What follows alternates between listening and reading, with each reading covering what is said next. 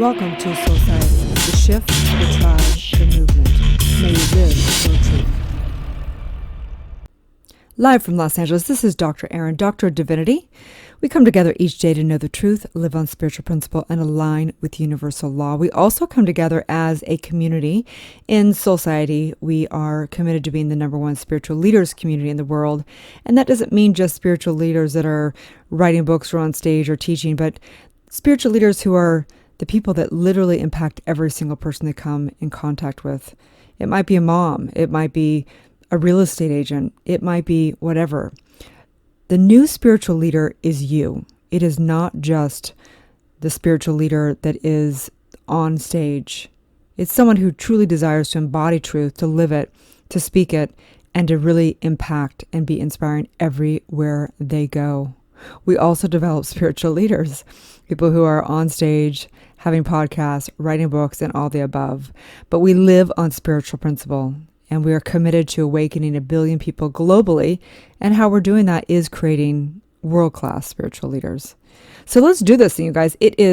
We're on the truth triangle. We're teaching Live Your Truth. This is a series. We are in number 8 of 12 of a 12-week series on Live Your Truth. This is, for me, work that took me 22 years to get together. This is based off of Greek oracle processes, Socrates' method, deep spiritual coaching, and came to a process, a framework to walk you through step by step for you birthing your truth and living your truth. Okay? So let's do this thing. So again, the truth triangle has 3 sides to it. The first side is birthing the truth of who you are, which is a divine, spiritual, powerful, amazing, infinite, all-knowing spiritual being, right? So the first side of the triangle is power. You birth your power, restoring who you are. And we walk through trauma. We walk through shifting back to the true identity, releasing all limiting beliefs, releasing those limiting false identities, and coming back to the truth of who you are. Taking back our power, cutting the cords, whatever you want to call it, right? Second side of the triangle is birthing your passion. And that is really coming down to your core values. What do you really care about? What matters to you? Who do you want to be? And how do you live your truth in that area, right? So we talk about placing boundaries on things, getting clear of what really works for you and doesn't work for you, letting go of all expectations and basically accepting people, places, and things as they are so that you can live passionately and always be in peace and love your life, right? So the third part of the triangle is your purpose. And this comes down to understanding what you're here to do in this life. I truly believe that all the suffering you've experienced in this lifetime and past lifetimes are some of the greatest blessings ever for you, because it's really what births your purpose and calling. It's really that part of you that is here to complete within your DNA and leave the legacy that you want to leave. So today we are on the second side of the triangle, which is passion, birthing your relative truth. There's ultimate truths and there's relative truths, right? So we're getting into birthing your truth. And part of that is getting true of what makes you thrive. So today we're talking about dealing with upsets, sadness, and depression. And so we first want to define, these things. And I want to disclose that if you are someone who is experiencing depression or someone that you know, please seek medical help. We cannot ever be a cure here. This is a spiritual community and spiritual practices dealing with the subconscious and the soul. And so it is really, we have to disclose that if you're having, mental illness or suicidal thoughts, please seek a professional, okay? There's amazing resources, and I know there's a lot of people going through it, okay? Please reach out to somebody also if you feel like they're going through it. So, first of all, upset, sadness, and depression. What is it and how does it happen, right? So when a person has been upset over a long period of time or has repetitively experienced intense times of getting upset, it often turns into a condition of sadness. And then when someone has been sad over a long period of time or has experienced intense times of sadness, it often turns into a condition of depression. So again, it's like a gradient. On one side, imagine like on the right side, there is somebody who's blissful and happy and their life, they're fulfilled, it's working, right? And way on the other side of the gradient, the line is really depression and mental illness and all the above. And how do you go on that spectrum? Because we're on that spectrum. It's not like you're only one or the other. You can go up and down that scale throughout your life depending on what you do with your consciousness, right? So upsets happen generally when we basically feel like we're the effect of life. They happen when we feel that we, aren't having things work the way we want them to work, right? They can be failed expectations, they can be disappointments, they can be all kinds of things, right? And as those compound, they begin to turn into, someone begins to get more and more sad, which basically means they feel hopeless. They don't feel like they're the cause of their life. And then as sadness goes on, then someone can become depressed. And that is where they go past apathy. They go into, a state of even below apathy. So we want to look at this and start to be able to break down, how do we deal with this, right? How do we deal with this individually? How do we deal with this as spiritual leaders? And so we want to first acknowledge, the most important thing is really to acknowledge. I think that in our culture, we oftentimes shame any kind of negative emotion. You got to be happy and you got to be positive all the time via social media, right? So the first thing we want to do is really release the suppressed emotion, like acknowledge them and accept things as they are, and then create a new possibility. Okay, so trauma work, of course, on the first side of the truth triangle, dealing with the previous series in this, we deal with going into the trauma. And the trauma work is imperative before you do this kind of work, because a lot of depression actually comes from traumatic incidences and deep wounds happening, basically really advanced limiting beliefs and limited identity going into the subconscious mind, being commanded in. So we want to deal with that first always, okay? But if you're just dealing with a little bit of upset, sadness, and depression, there's no little depression, right? If you're dealing with some upsets, this is a really good kind of process to go through, okay? So let's do this. So remember that trauma work is done separately from this process. Trauma work must be done in conjunction with these processes, and preferably before, in order to reprogram the subconscious mind from upset, sadness, and depression. So it depends upon the client whether to do trauma work or go to prior processes, right? So, I think for anyone out there, if you have a lot of trauma, you definitely need to seek a professional, or you can seek, one of the ambassadors, or work with Soulciete in doing your spiritual trauma work. If you don't feel like you have huge traumas, like they are something you could handle going into it, you can do some processes. You can go to that one, okay? But this is really about getting upset. You're upset, say your boyfriend upsets you, you're upset with your boss, you're upset with whatever, you're upset with life, you're upset with something that happened today. This is a great process to go through, okay? So let's do it. So what I want you to do is, again, I want you to get out a pen and paper, and I want you to begin to take notes, turn off, whatever distractions you have. Pause this for a minute, go to the bathroom, get set up, get a tea, do whatever it is. I want you to stay focused. This isn't a long podcast, okay? But you deserve it. If you truly want to have your best life, you got to commit to investing in your consciousness and doing your inner work. This is a free podcast. I mean, it's like, seriously, set down everything, take the next 10 minutes to do this, okay? So you're going to write down these questions. And what I want you to do is, after you're done with this podcast, I want you to go in and either go into meditation, begin to think about these questions and really contemplate them in your mind.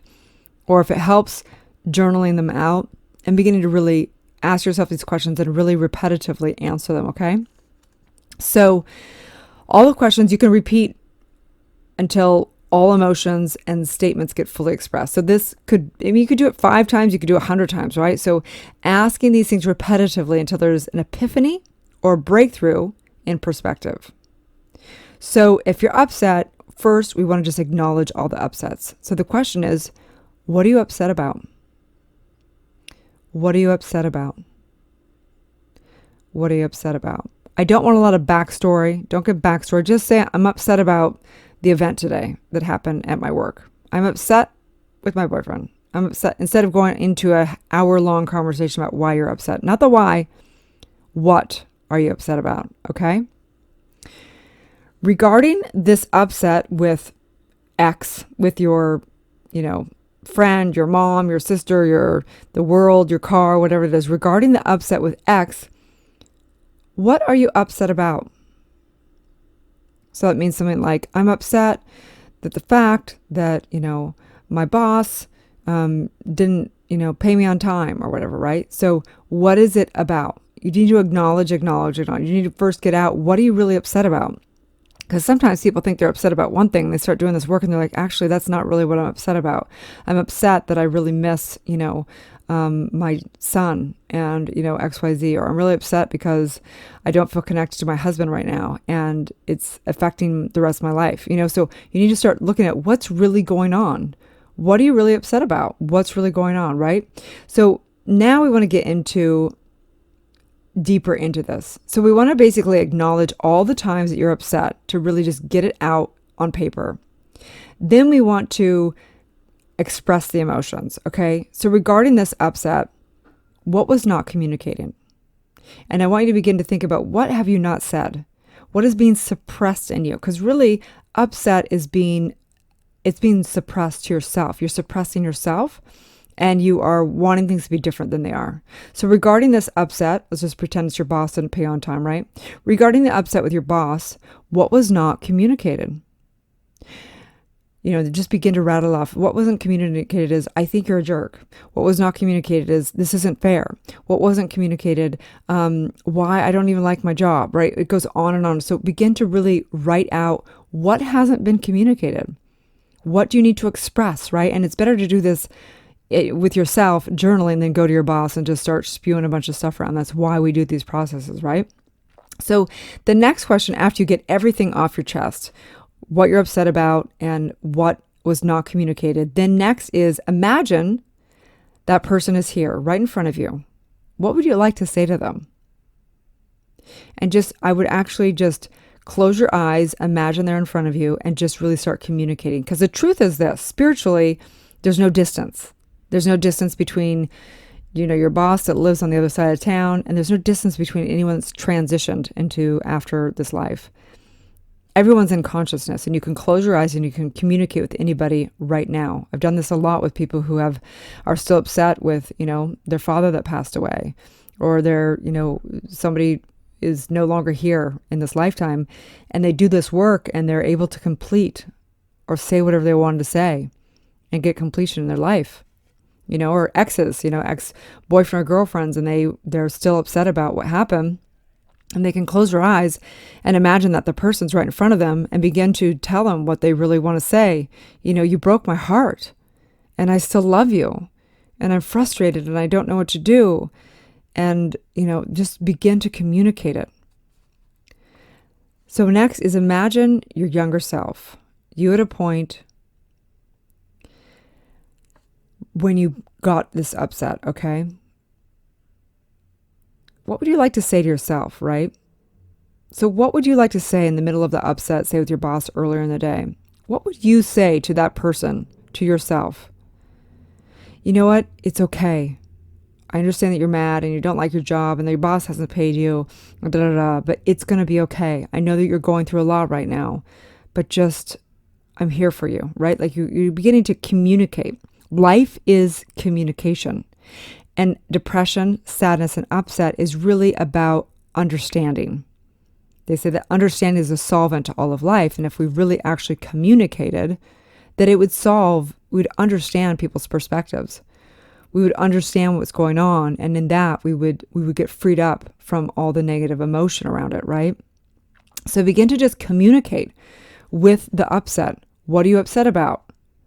Who are you upset with? What would you say to that person? What would you say to yourself in that upset? You begin to just truly communicate. Imagine that you had like a tennis ball in your hand, and you're looking at the tennis ball and you turn it around and you look at all sides. You've never seen a tennis ball in your entire life, and you just start looking at it and feeling it and touching it and squeezing it, and then you pick it up and you play with it, and and you start to understand what this ball is, what this tennis ball is, right? It's just an example of you're going to do the same thing with any problem in your life. You got to pick it up and look at it and communicate with it and throw it around and look at it in your consciousness, right? So we want to fully just acknowledge what you're upset about and what you need to say in consciousness to yourself and to other people. Next is really accepting people, places, and things as they are. This is the deal. There's only one gap called suffering, and it's the gap between accepting people, places, and things versus wanting them to be different. Pain is different, right? Suffering is the gap of wishing people, places, and things were different than they are. So we want to start handling this, okay? So now let's ask this next question. Regarding the upset with, say, your boss, what failed expectations do you have? So an answer might be, I expect my boss to pay me on time. He's the boss. He should be leading it all, right? I expect X, Y, and Z, right? So regarding the upset, what failed expectations do you have? So regarding, let's just pretend someone's upset with their brother or their boyfriend or their girlfriend or whatever. What failed expectations do you have? I expect them to text more. I expect them to, put me as the center attention of their life, whatever that is, right? So we want to start looking at what are those failed expectations and getting clear of why do you have these expectations and what are you going to do about it? You either need to accept these people as they are or you got to do something about it. The choice is yours, right? So once you begin to take a look and accept people as they are, let's just pretend your boss is never going to change. Let's just pretend. Let's pretend that your boyfriend or girlfriend is never going to change. So what now? So you got to still keep going with this. So what boundaries do you need to create around these people? What boundaries do you need to create knowing that if they never changed ever and your primary job is to stay in peace and fulfillment, what boundaries do you need to create around these people in your life, right? So another question is, was there something that you desired for X that they didn't want for themselves? Meaning, was there something that you wanted for your boss that he didn't necessarily want for himself? Was there something that you desired for your boss that he didn't want for himself? Yeah, I wanted him to realize how, I wanted him to be more organized, and he wasn't. I want him to be more disciplined, and he's not. I want him to, do what he says he's going to do, and he doesn't, right? So these, again, are the thing where you go, oh, it's happening every single month. It keeps happening over and over again. My boss doesn't pay me on time. Well, I better start accepting that this is just who he is. So I have the choice to either stay in that job or I really need to put boundaries and either, put something in writing that's more disciplined or find another job or whatever it is. Like, you have to become the master of your life. You've got to be responsible for your upsets. No one's going to come save you. Most people don't change, right? They can, it's possible, but highly unlikely unless they truly desire to change themselves, okay? So what boundaries do you need to create in the different areas of your life that you're getting upset? What boundaries do you need to create in your personal, professional, in the area of your, friends, in the area of your wife or husband or whatever that is, your kids, in all areas? What boundaries? Sometimes like the house is a disaster and everyone's, there's no organization. Well, what boundaries do you need to put in it? No one else is going to do it. Grow up, do the work, become a spiritual leader, become the CEO of your personal and professional life, and stop blaming people and giving them the power to make you unhappy and upset. So now the final question is, once you accept people and places and things as they are, now we get to create a new possibility. So in accepting people and places in life as they are, what new possibility do you see for yourself? What happens? What's new? What's possible for you? Knowing that everything is what it is, people are who they are, what's possible? If you actually take responsibility for your life and you create the boundaries and you take responsibility for it. Who are you committed to being and what principles are you committed to embodying, right?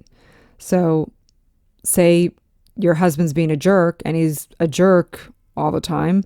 So does that mean you want to be a jerk? Or no, you know what? I want to be somebody that is really thriving, that is focused on the positive, regardless of whether he's a jerk or not. That's who I'm going to decide to be regardless. Because if you decide and change who you are for the world, you are not in your own truth. You are not in your own integrity, and you sure as hell are not a spiritual badass. You sure as hell are not a spiritual leader. So who are you committed to being, and what principles are you committed to embodying, regardless of what's going on in the world? And then finally, What do you want to take a stand for in your life? What do you really want to take a stand for? For loving people regardless of whether they're jerks or not? For being a stand for staying on your mission and creating your legacy and no longer focusing on this drama and little trivial problems that get you upset? Who do you want to be? And what do you want to take a stand for in your life? And so in that, I know that as we peel back the layers of depression and sadness and upsets, it comes down to really feeling like you are the cause of your life, or if you feel like you're the victim and effect of life. And I recognize that as you take a look at your life and you realize that you decided that you were the effect. You decided to not accept people the way they were and the way they are. And as soon as you truly accept that and you recognize that you are the only person responsible for your own happiness and your fulfillment, all things are possible. And so on that note, I just say, live your truth. Live your truth. You have the right to be emancipated from suffering. It is the most beautiful thing you can ever give yourself. Have a wonderful day, and may you live your truth. Thanks again for tuning in to Dr. Erin and Soulciete podcast. I'd like to invite you to write a review on iTunes. Also, I have a free gift for you, a money meditation and worksheet, which you can find at soulciete.com. That's www.soulciete.com. Or 30 guided meditations at drerin.tv. That's www.drerin.tv. We also hold monthly Soulciete events that are all about transformation and building extraordinary community. You can also watch me live daily on goodmorninglalaland.com or Instagram at drerin.tv. Grab your free manifestation masterclass with the purchase of my international best-selling book, Awakening, a 40-day guide to unleashing your spiritual powers, life purpose, and manifesting your dreams at erinfallhaskell.com/awakening book.